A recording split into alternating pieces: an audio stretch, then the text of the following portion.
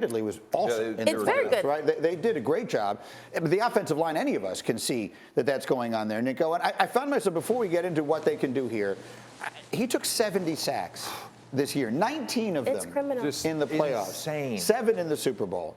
If you were Tom Brady's teammate, like if this kind of stuff was going on, like what would the sideline have been like? There's no Christmas gifts. There's no Ugg boots. There's no Ugg boots in your lockers, guys. There's no Uggs in your locker if I'm hit 70 There's times. no avocado ice cream being shipped to your house. You have to protect your quarterback. And you know what, though?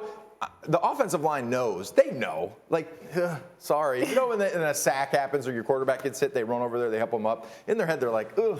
So sorry. That looked like it hurt.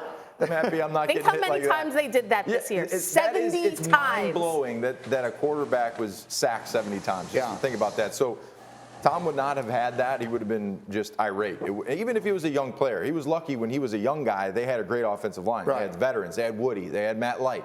You know, they had Joe Andruzzi. So they had a beast of an offensive line when he was young. So they need to figure it out, and they got to figure it out quick. Because 70 sacks could affect just your overall confidence, and physically, that's a lot of hits. Well, look, I mean, the names David Carr and Andrew Luck have been brought up in connection with it, and that's there are a lot of similarities there. They were both #1 picks in the draft, as Burrow was, and they went to situations where they were getting beat up like crazy, and Luck winds up retiring early, and Carr never has the career that it looked like he should. So, Mike T, how are you handling this? If you're in charge in Cincinnati there, what's the offseason look like?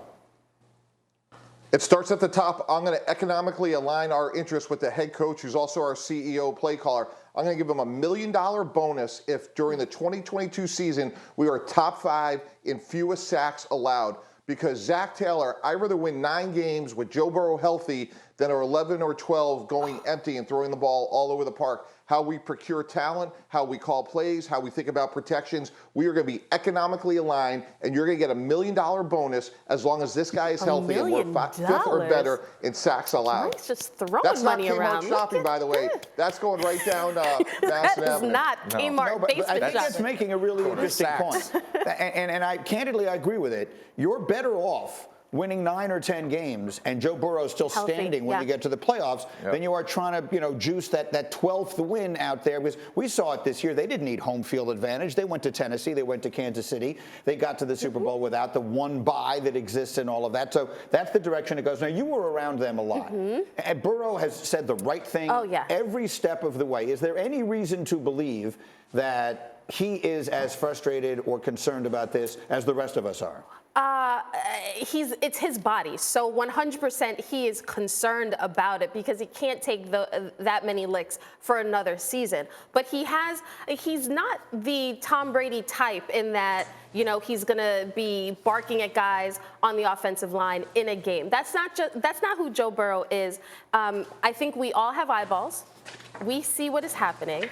And if you're Joe Burrow, you want to ensure that your front office actually helps get guys that can protect you. Yeah, and one thing, too, like him having an MCL or whatever knee injury he had, when you start to have multiple knee injuries, knee injuries. I tore my ACL, MCL, PCL in one knee, then I tore my MCL in my other knee like 4 times. So when you start to have multiple knee injuries, it gets in your head a little bit. And in 07, 08, when I got back after my big knee injury, I kept thinking, like, is this going to happen again? Is it going to happen again? And, for him to go through an ACL rehab and then have this in the Super Bowl, it just seeing him limping like that. It gets in your head. You're like, in the pocket. You might start to get a little, oh, man, like, I don't want to have this injury again. And they need to figure it out quick because you don't want to have a quarterback that starts thinking, like, I don't want to have another knee injury as opposed to just Zach Taylor, the coach, is meeting with the media this morning, and it'll be interesting to hear what update there is on that injury. Look, that's a bad-looking play. You can see how much pain he's in. Like he limps off.